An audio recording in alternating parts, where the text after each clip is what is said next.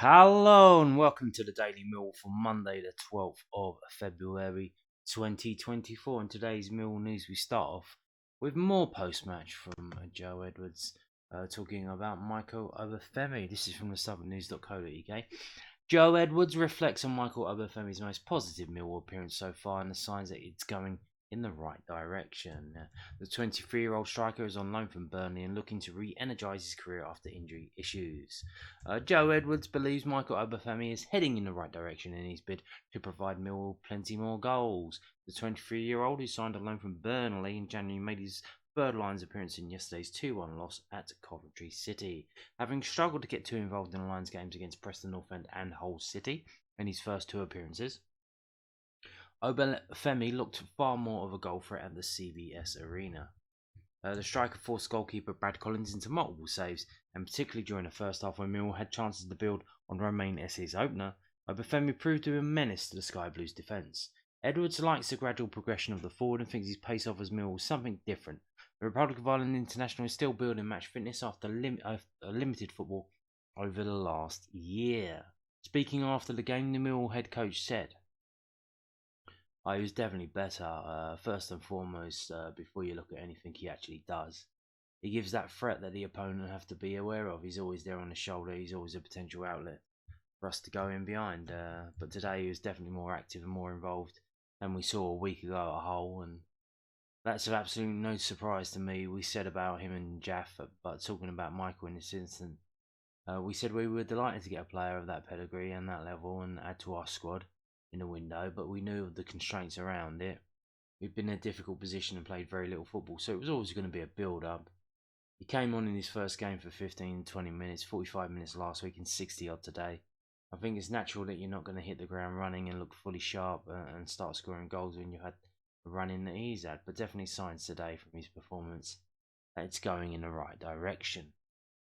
So there you go. Obviously, short turnaround now because we've got to play on Wednesday. Always weird to me. I always thought Millwall a Tuesday club. I think growing up we were playing our midweek games on Tuesdays, always Tuesdays, and now because of Sky they've split it halfway down the league. That half of the league is on Tuesday and half is on Wednesday. That's full stuff to go on to Wednesdays sometimes, and it's weird. It's weird to me, but yeah, we're playing on Wednesday. Will that be helpful?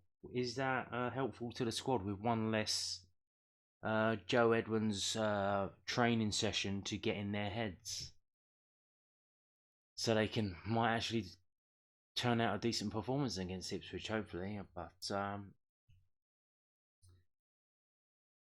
in a shocking result today, there was a Millwall game today. It was the under-21s. A shocking result. Not that. This is from millfc.co.uk. It's a match report from today's game against Colchester United, a team that was bottom of the table by far. They had only won 2 games all season out of 13, so they had 6 points. And they didn't beat Millwall, but they did draw, which was annoying because I placed a large bet on it. That's one of the things with following under 21 football, especially Millwall, that you kind of have inside knowledge that when you see the team that gets put out, you think, oh, I should bet on this because this might pay dividends, but today it didn't. So Millwall's under 21s drew 2-2 with Colchester United in the Professional Development League on Monday afternoon. Rahis Bangor Williams double twice put the Lions in front at Calmont Road, but a host of missed chances meant the side bottom of the league were able to equalise twice and claim a share of the spoils. After a slow start, Kevin Nugent's side picked up as the first half wore on and took the lead with 22 minutes on the clock as Bangor Williams swiveled to shoot into the bottom corner from inside the penalty area. Frankie Vid, Abdul Malik, Bangor Williams and Shamar Lawson all saw chances go begging before Che Cooper equalised in the 68th minute, but Bangor Williams managed to finish off a move 8 minutes from time to put Millwall back in the lead. That advantage was to last just 2 minutes, however, as Akeem Sander found the net to restore parity once again and gain the user points. Che Cooper was sent off after the final whistle for foul and abusive language towards the referee. Next up for Millwall's under 21s is a trip to Bristol City next Tuesday, the 20th of February.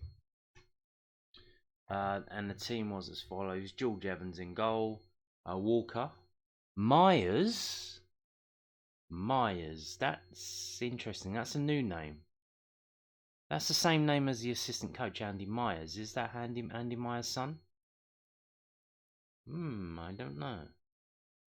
We got Cotton, Vid, who came off at half time.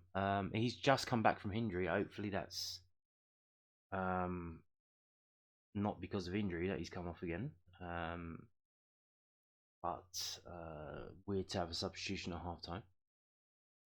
Ollie Evans, Boateng, Lawson, Hearn, Abdul Malik, Bangora Williams, and the subs were Oleg Bodie on for Myers on the 83rd minute, Mackay on for Vid, 46th minute, and Haywood on for Abdul Malik on the 80th minute. Haywood, one of the main men scoring goals for the under 18s, so now he's being involved and getting on the bench for the under 21s, but didn't. I don't know what he did. He didn't score. Maybe he set up the goal. I don't know. It doesn't say in here, but subs not used with Penny and Hammershane. So yeah, there you go. And what that does is it will show you how. That's a disappointing result. No two bones about it. I'm not going to sugarcoat it. That is a disappointing result. That was unexpected. When you can see here, Colchester rock bottom, rooted to the table. They're adrift by 7 points. They had won 2 games. I don't know who they beat though, because I don't know who they beat. Maybe Cardiff or Watford. I don't know. But they'd lost 11 games and only scored 19 goals in 13 games. And we conceded 2 to them and given them a point, which is not good because we need the points, because there is a 4-way battle at the top of the league between QPR, Swansea, Millwall and Bournemouth, and we do have a game in hand on Swansea, but yes, although Bournemouth did lose again, so then there is that. So as I said, get away to Bristol City next. We'll see how that goes. And now, moving on to the stats from the game yesterday, because we did play yesterday on Sunday and today is Monday. So this is the match stats report from WhoScored.com, and you can see there the strengths and weaknesses of both teams. You can see on the right hand side the top 5 rated players. Casper Noor gets in there. Total shots, Adji Wright had 7 shots. 7 shots. And only 1 Millwall player in there. Tackling though, we're highly rated in that, but no dribbling. Because we are now a passing side. That is what we do now. We pass the ball. We pass the ball. So here you go. Attempts on goal: 15-8, 15 to Coventry, 8 to Millwall, 11-6 from open play, 3-2 set pieces, 1 penalty to them, none for us. And that is very even in terms of they had 15 shots and scored 2 goals. That's 13%. We had 8 and scored 1, so that's 12%. So pretty similar in terms of production. You can see here they were mostly going down the left-hand side, and we were mostly going down the left-hand side as well. Shot directions, shot zones, both teams identical, basically, sort of. Is that a mistake? Does that add up to more than 100? Can you have it more than 100%? No, the Coventry one doesn't add up to. The Coventry one added up to 99. And the Millwall one, what is that? 80, 90, 95. Millwall's one adds up to 101%. So Millwall put in 101%. How's that for effort? Here you can see where the ball was being played. Player positions. And here we go again. With our... What is that? Again, parking the bus. Parking the bus. Not as bad as before the other day. We've got basically Wes Harding acting as a sweeper. And then we've got a... What do you call that? A back... What is that? 1 of 3. It's back 6 and a front 3. Oh, damn, bro. And then you can see Coventry bit more of a structured, planned formation. Namely, what would you say there was that? 4-1-3-1-1? Something like that. But Millwall sticking with the old 1-6-3. 1-6-3, lovely formation that. If you read the history of football, you'll find that in all the training manuals. The famous 1-6-3 formation. First employed by Albert Obbs of Stranraer Rovers. Probably, I don't know. But that's how we play now. That's the Joe Edwards way. 6 at the back. So this is also from WhoScored.com. It's the match centre. You can see. So they made the substitutions first. And instead of responding to their substitutions, we made our substitutions that were pre-planned. They were clearly pre-planned. Especially the Bradshaw for Obafemi one. And then we all fell apart after that. And then it was like, oh well, let's try and do something, and we'll bring on Mayor and bring on Jules Saville. Yeah, that was a weird one as well. If you look at the club badges at the top left and top right, you can see the average player rating for each team, and it's 6.91 for Coventry and 6.47 for Millwall. Had you right, obviously man of the match, star rated player, 8.3, with 2 goals, 1 penalty, hit the bar. That's not bad.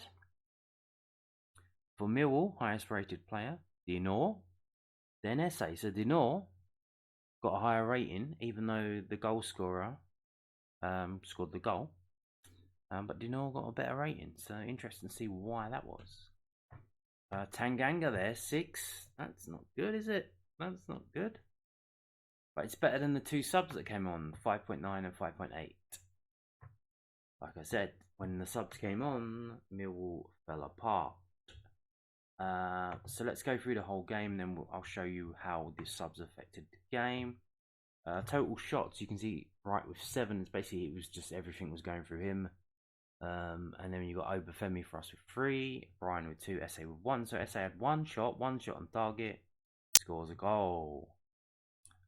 Interestingly, 3 of the players, we had 4, without including, in the starting lineup, we had 4 players who had shots on goal. 3 of them got subbed off. Possession wise, 62 to 37. And Dinor on 4.5% of the match time was with him. And then you've got Brian and Cooper and Sarkic, so obviously going down that left hand side. Pass success percentage 82% to 71. And Cooper, obviously the out ball, the long ball, Cooper, 56. And Sarkic with 53. Is that because he did a few short passes? Maybe short passes to Harding, the sweeper in the famous 1-6-3 formation. Dribbles, we don't do that anymore, do we? We have to pass the ball, 11 to 3. Aerials 1, 17 to 20. Cooper with 5, of course. One of them leading to that goal. Tanganga with 3. Tackles 13 to 20. Everyone had a tackle except for McNamara and Sarkic. Of the starting lineup. Corners 8 to 3. These are the players who won the corners. Dispossessed 8 to 10. So there you go. Now I've got to pull it up, but we can do it live. We're gonna do it live. We pull up the player stats. We go on there. We scroll down when it's loaded. And we get the list, but in a bit more detail. So Coventry, they had 18 shots, but how many were on target? How many of those 18 shots were on target? 5. So they scored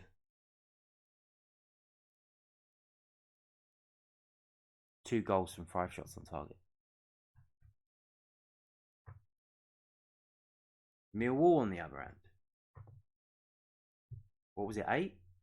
8 shots. How many on target? 4.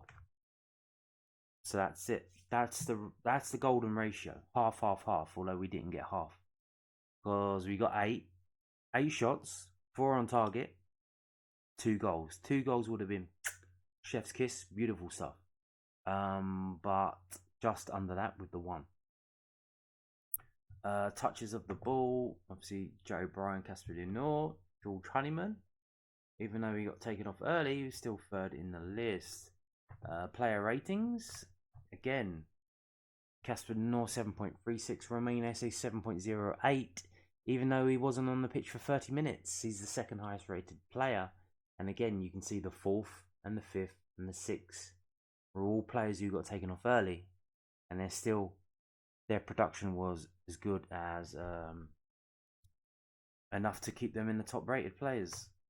If we go down, you can see here Watmore 5.77, 11 touches of the ball. Bradshaw 1 shot wasn't on target, 33.3% passing accuracy, 4 touches of the ball in half an hour of football. Lovely jubbly there. Obviously couldn't hold the ball up like Obafemi could, which probably led to us getting our arse handed to us. And Tanganga, obviously we know why he gave away that penalty. So yeah, there you go. And what am I going to show you now? Passing. So yeah, Sarkic had 36 passes, 29 and then were long balls. So that means he had 7 short passes, which is why his passing accuracy is up to 52.8%. Damn, bro. Passing accuracy. What are we looking at? Probably the best one. Probably Danny Mac there, like 89.7 off of 29.